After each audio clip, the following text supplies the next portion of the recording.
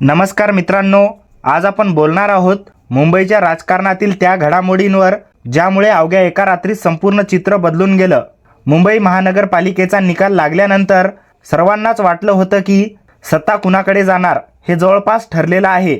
पण अचानक अशा काही घडामोडी घडल्या ज्यामुळे मुंबईचा महापौर नेमका कोण हा प्रश्न पुन्हा ऐरणीवर आला। निकालानंतरची सुरुवात। मुंबई महानगरपालिकेच्या एकूण 227 जागांपैकी भाजपला सर्वाधिक 89 जागा मिळाल्या, तर एकनाथ शिंदे यांच्या शिवसेनेला 29 जागा मिळाल्या। या दोन्ही पक्षांची युक्ती धरली तर एकूण संख्याबळ जवळपास 118 पर्यंत पोहोचत होतं।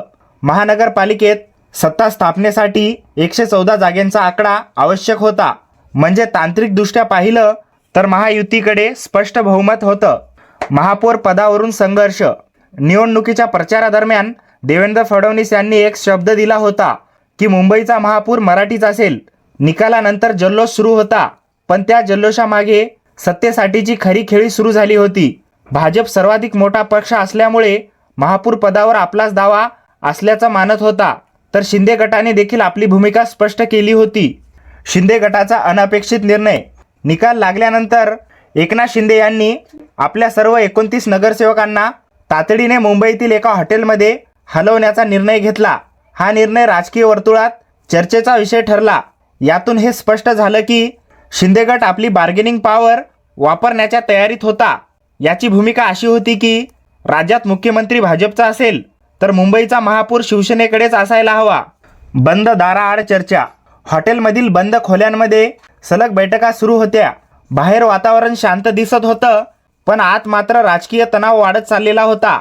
भाजपला वाटत होतं की संख्याबळ आपल्याकडे असल्यामुळे महापौर पद मिळवणं सोपं जाईल, पण शिंदे गट ठाम भूमिकेवर होता।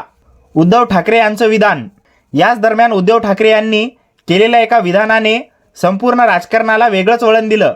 पत्रकार परिषदेत ते म्हणाले, जर देवाची इच्छा असेल तर मुंबईचा महापौर आमचाच होऊ शकतो। हे विधान साधं नव्हतं। या एका वाक्यामुळे सत्ताधारी गोट्यात अस्वस्थता निर्माण झाली। रात्रीच्या घडामोडी। या विधानानंतर रात्री उशिरापर्यंत फोनाफोनी सुरू झाली। दिल्लीपर्यंत या विधानाचा अर्थ लावण्याचा प्रयत्न झाले। 65 जागा असतानाही ठाकरे गट महापौर कसा बनू शकतो हा प्रश्न सर्वांना पडला। सागर बंगला आणि वर्षा बंगला या दोन्ही ठिकाणी हालचाली वाढल्या। एकीकडे भाजप महापौर पदासाठी आग्रही होता, तर दुसरीकडे शिंदे गट आपल्या भूमिकेवर ठाम होता।